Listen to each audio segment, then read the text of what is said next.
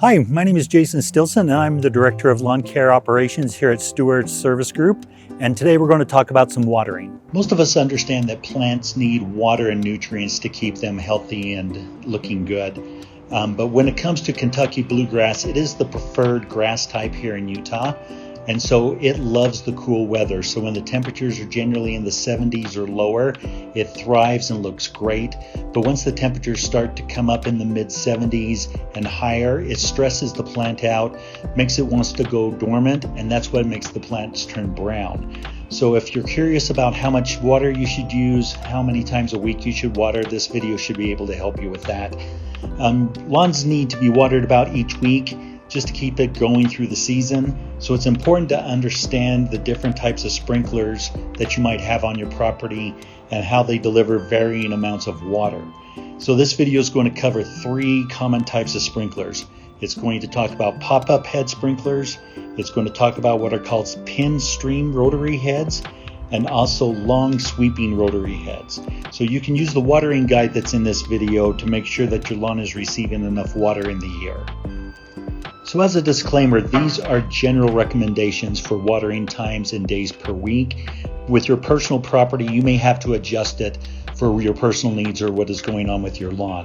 But the first sprinkler that we're going to talk about is called pop-up spray heads. So these are designated for smaller areas. So usually things that are around 5 feet. They don't need long sweeping type things. You'll find them along edges and flower beds, things like that are just covering small areas of grass. So if you have areas that are in the full sun, you may need to do about 20 minutes per area.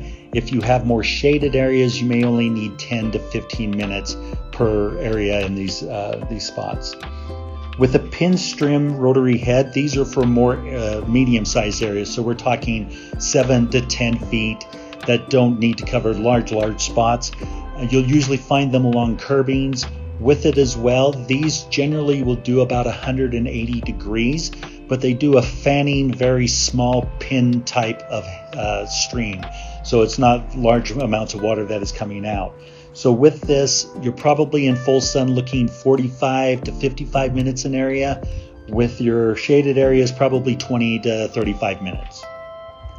Then you have your long sweeping rotary heads. So these are designated for large areas.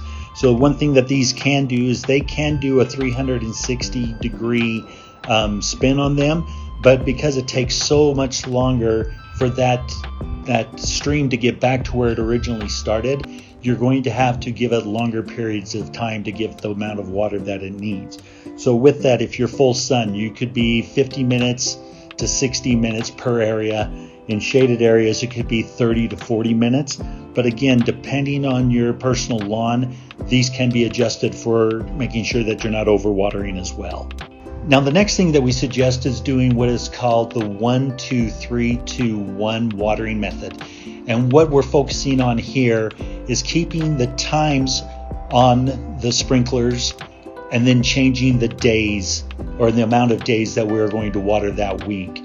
So when we come into March, the temperatures are generally cool. We don't need a lot of water. We're getting storms, snow, things like that. So we don't need to put our sprinklers on. But when the temperatures start getting into the 70s, usually April and May, we're going to start watering once a week.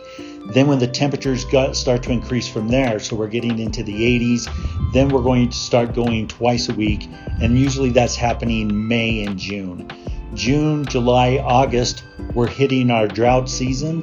And at this time is where you're going to want to water 3 times a week or even every other day, depending on your situation.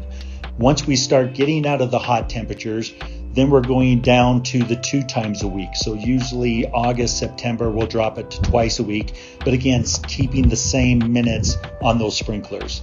And then in September, October, we can go down to once a week, or depending on the season, if we're getting rainstorms, snow, or the temperatures cool off, you can even look at shutting your water off at that time. Last thing I just want to cover is that if you have areas that runoff happens, you have hills, you have areas that you have very compact soil, and you cause standing water, then you may want to cut your watering times in half and then let it sit for about an hour and then run the cycle again. This is going to help the water stay up on those hill type areas, and then also it allows the water to penetrate the soil and not have a lot of standing water, which can contribute to fungus and other type of issues with that. So hopefully this video will help you with that, but if you have any questions, please call or text our office at 801-226-2261.